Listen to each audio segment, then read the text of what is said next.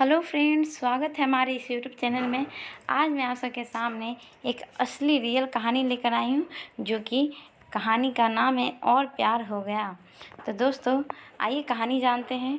सुनीता पिछले कुछ दिनों से कुछ अलग सा महसूस कर रही थी, कुछ अजीब सा जो उसे आज तक नहीं हुआ। 32 साल की शादीशुदा ज़िंदगी में आज तक ऐसा कभी महसूस नहीं किया उसने। अगर कभी दिल में ऐसा कोई एक तरफा ज्वार भी उठा तो उसने अपने अंदर ही दबा दिया। यही तो था उसकी ज़िंदगी का सच, जो बंद आंखों से भी वो अपनी 32 साल की शादीशुदा ज़िंदगी को फ्लैशबैक में जाकर किसी फिल्म के दृश्य की भांति देख रही थी। हर जवान लड़की की तरह मन में हजार सपने लिए वो अभी संदीप का हाथ थामे जब इस घर में आई थी। 32 साल पहले जब किसी लड़की को शादी से पहले किसी लड़के की तरफ देखना तो दूर, सपने में भी देखने की इजाज़त नहीं थी, तब संदीप उसकी ज़िंदगी में आए माँ बाप की पसंद से, और उनको ही अपने सपनों का राजकुमार मान लिया था उसने। लेकिन हर बीतते दिन के साथ वो अपनी आंखों के सामने ही अपने सपनों को चकनाचूर होते देखती रही। संदीप तो उसके सपनों वाले राजकुमार बिल्कुल नहीं थे।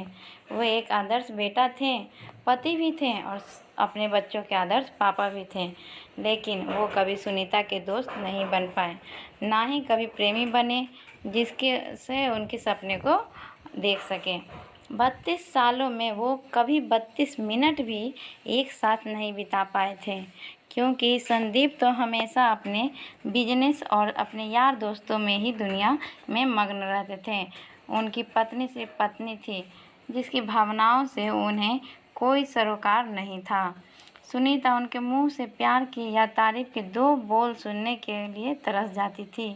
कई बार तो वह जानबूझकर किसी काम देरी से करती थी, शायद थोड़ा डांट ही ले, लेकिन पता नहीं वो किस मिट्टी के बने थे।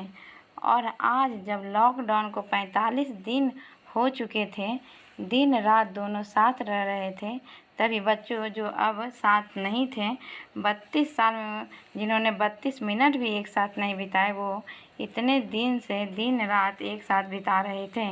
एक साथ नाश्ता, लंच, डिनर, खबरें सुनना, कभी टाइम पास के लिए लूडो खेलना, और यहाँ तक कि शाम की चाय भी साथ में ही पीते थे। कभी कभी तो वो हैरान रह जाती थी जब वो उसके लिए खुद ही चाय बनाकर ले आते। सुनीता सुनो, कहाँ खोई हो?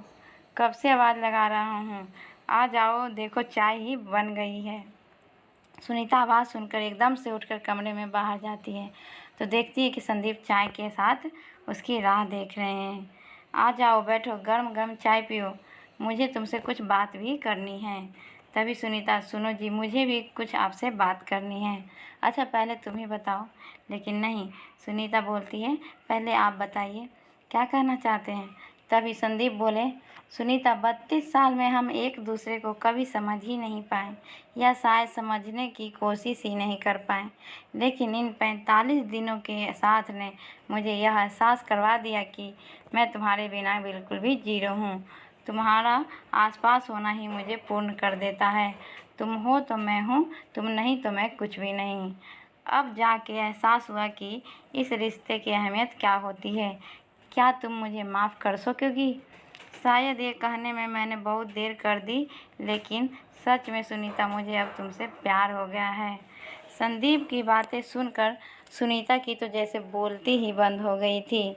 जिस बात को सुनने के लिए उसने 35 साल इंतज़ार किया, आज उसको सुनकर उसकी आंखों में गंगा यमुना बह रही थी। उसने अपना सिर संदीप के कंधे पर रख दिया और बहुत देर तक संदीप का आंसू अपने आंसू से भिगोती रही। आखिरी वो भी तो यही कहना चाहती थी अपने पति प्रियतम से। तो दोस्तों, ये थी आज की मेरी छोटी सी स्टोरी। अगर अच्छी लगी हो तो इसे लाइक करें, शेयर करें और सब्सक्राइब करना ना भूलें। बहुत बहुत धन्यवाद मेरा पूरा वीडियो देखने के लिए।